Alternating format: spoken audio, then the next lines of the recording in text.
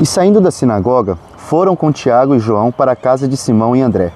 A sogra de Simão estava de cama, com febre, e logo deram essa notícia a Jesus. Então, aproximando-se, Jesus pegou na mão dela e fez com que ela se levantasse. A febre a deixou e ela passou a servi-los. Pedro estava caminhando com Jesus, servindo a Jesus, trabalhando com ele na obra do Evangelho, e a sogra dele em casa, de cama, doente. É muito comum com a gente, quando tem parentes, que estão ruins, de saúde, estão de cama, a gente se priva de servir a Deus com uma cautela santa, de querer cuidar dessa pessoa. Está correto querer cuidar dessa pessoa, mas observando a vida de Pedro, ele não deixou com que isso o privasse de servir a Jesus, de caminhar com Jesus, de desfrutar daquele privilégio que era poder fazer parte da obra de Jesus. Observando esse texto de Marcos capítulo 1, ali de 29 a 31, que foi o que a gente acabou de ler juntos, eu quero deixar aqui 3 ensinos, 3 dicas, 3 pensamentos para conduzir a nossa manhã de busca a Deus. O primeiro deles é que nós devemos orar pelos nossos enfermos, por aqueles que estão próximos de nós, passando por alguma dificuldade, principalmente parentes nesse ponto. Tá? Observando ali novamente o que Jesus fez, Jesus ele pegou na mão dela e levantou ela e a febre a deixou. Ninguém cura como ele. Ele é o médico dos médicos, ele tem poder para curar. Mas é interessante que Jesus, ali naquele momento, simplesmente decidiu curá-la. Pedro, pelo menos na passagem, ele não deixa muito claro, ele não mostra ele pedindo para que Jesus curasse ela. Ele simplesmente apresentou o caso a ele, levou o caso a Jesus. Jesus, conhecendo o caso, não que ele não conheça de todas as coisas, mas vendo Pedro apresentando o caso para ele, decidiu ir até ela, levantar ela e curá-la. Então Jesus, ele tem poder para fazer isso, e quando ele quer, mesmo que a gente não peça, ele faz. Mas novamente, assim como Pedro teve o privilégio de participar da obra de Cristo, Jesus Cristo não precisava de Pedro, nem dos outros. Jesus trouxe eles para perto deles e ofereceu essa oportunidade, de forma, uma sabedoria ali onisciente, trouxe eles para perto e nos ensinou muitas coisas através deles, mas não precisava deles. A obra de Cristo poderia ser feita sozinho, mas ele sim ofereceu esse privilégio para que eles participassem, da caminhada de Cristo, de toda a obra que ele estava fazendo. Deus também nos oferece esse privilégio de participar com ele de uma restauração de uma família, de uma salvação de outra pessoa. A gente pode participar disso enquanto a gente serve. E é essa a ideia aqui que eu estou propondo. Ore por aqueles que são seus. Jesus Cristo pode curá-los, mas a gente precisa apresentar esses casos a Cristo. Então, o primeiro ponto é, ore pelos seus.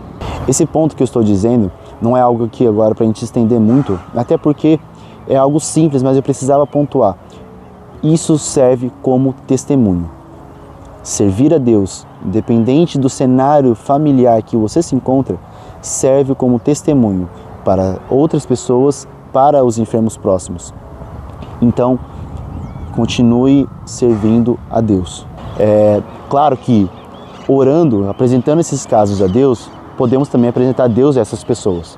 Essas pessoas estão passando por momentos difíceis de saúde e precisam encontrar essa confiança em Cristo, sabendo que Ele pode curá-las. Então, nesse momento, é muito importante, valioso, que a gente apresente essa pessoa a Cristo e também apresentar Cristo a essa pessoa. E o terceiro ponto para reflexão essa manhã é que a gente precisa ter a consciência de que a vontade de Deus é boa, perfeita e agradável, independente do resultado. Deus, Ele pode curar, mas talvez a decisão dele seja o descanso eterno para essa pessoa, seja com que a vida dela cesse. E a gente precisa ter a convicção de que Deus ele continua sendo bom, perfeito, justo, continua sendo gracioso, independente se a pessoa deixou de viver, independente se Jesus não curou a enfermidade dessa pessoa. E às vezes a cura que Jesus dá para a alma dessa pessoa já resolve o problema principal dela. Então, lembra daquela passagem quando apresentam um aleijado para Jesus e esse aleijado, né, que não andava, olhando para Jesus, Jesus se compadeceu desse aleijado e diz a ele, seus pecados estão perdoados. E aquela multidão em volta diz, nossa, onde já se viu, ele está se passando por Deus, até porque eles não criam muito, né, quem é ele para perdoar pecados? E outra coisa, parecia no coração daquelas pessoas, Jesus, conhecendo o coração deles, percebeu que eles não estavam muito crendo nele só porque ele estava perdoando pecados. E Jesus, ele olha para aquelas pessoas e diz, o que é mais importante, o que é mais difícil, né, talvez, de fazer? Eu curar, né, a enfermidade dessa pessoa ou perdoar os pecados dela? Mas para que vocês possam crer que eu sou, né, eu sou filho do homem, que eu sou Deus, levanta, pega a sua maca e vai embora. E aquela pessoa se levantou, curada, e concluiu, né, esse ensino de Jesus. Então, a cura espiritual é muito mais importante do que a cura carnal. Mas a gente está falando sobre essa cura carnal, essa cura física. E Deus pode decidir não fazer, pode decidir não curar.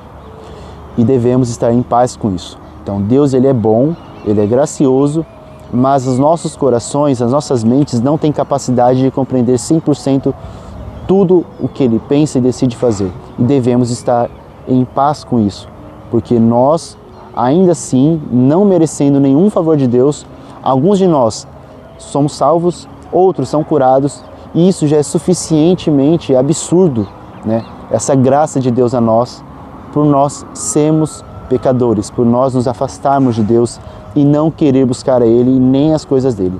Então, eu peço que Deus abençoe a vida de vocês essa manhã, esse resto desse dia, trazendo essa convicção de que a gente não deve deixar as enfermidades dos nossos próximos nos abater e fazer com que a gente pare de servir a Deus.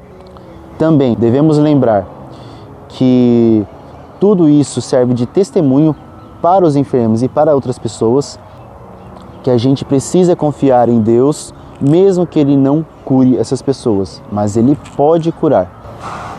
Vamos orar? Nosso querido, gracioso e amado Deus, assim também justo, obrigado, Pai. Obrigado porque o Senhor é bom conosco, o Senhor é muito bom com todos nós, de formas diferentes, Deus. Não necessariamente abençoando com as mesmas coisas, com as mesmas bênçãos, mas o Senhor vem e ocupa nosso coração com a Tua graça. O Senhor traz Cristo para nós, o Senhor trouxe Cristo para nós, o qual morreu pelos nossos pecados, ressuscitou, e hoje nós podemos, assim como estou aqui agora, Deus, abrir nosso coração e falar contigo. Muito obrigado, Pai, porque apesar de nós sermos pecadores, de nós não queremos buscar o Senhor e viver para o Senhor vem até nós e nos cura, Deus, emocionalmente, espiritualmente. E também, Deus, em alguns casos, o Senhor traz a nossa cura física, Deus. Livra a gente das nossas enfermidades. O Senhor faz isso. Nós te louvamos, Deus, não só porque o Senhor faz essas coisas, porque acaba gerando um certo antropocentrismo, Deus, onde a gente olha só pra gente, só para o que o Senhor pode nos servir, fazer para nós. Mas, Deus, nós te louvamos porque o Senhor é justo, o Senhor é gracioso, o Senhor é bondoso, Deus. Apesar das nossas falhas, nós louvamos ao Senhor e pedimos que o Senhor nos dê esse entendimento de que, independente do cenário, da tristeza na nossa casa, da alegria na nossa casa, não devemos parar de servir ao Senhor, porque até pela alegria nós podemos acabar parando de buscar o Senhor, Deus, porque estamos comemorando a sua bênção e deixamos de te servir. Pai, por favor, quebra o nosso coração e faça com que a gente humildemente se aproxime do Senhor e continue te servindo, independente do cenário que o Senhor nos colocar. Em nome de Jesus, Pai. Amém. Tenha um excelente dia na graça de Deus.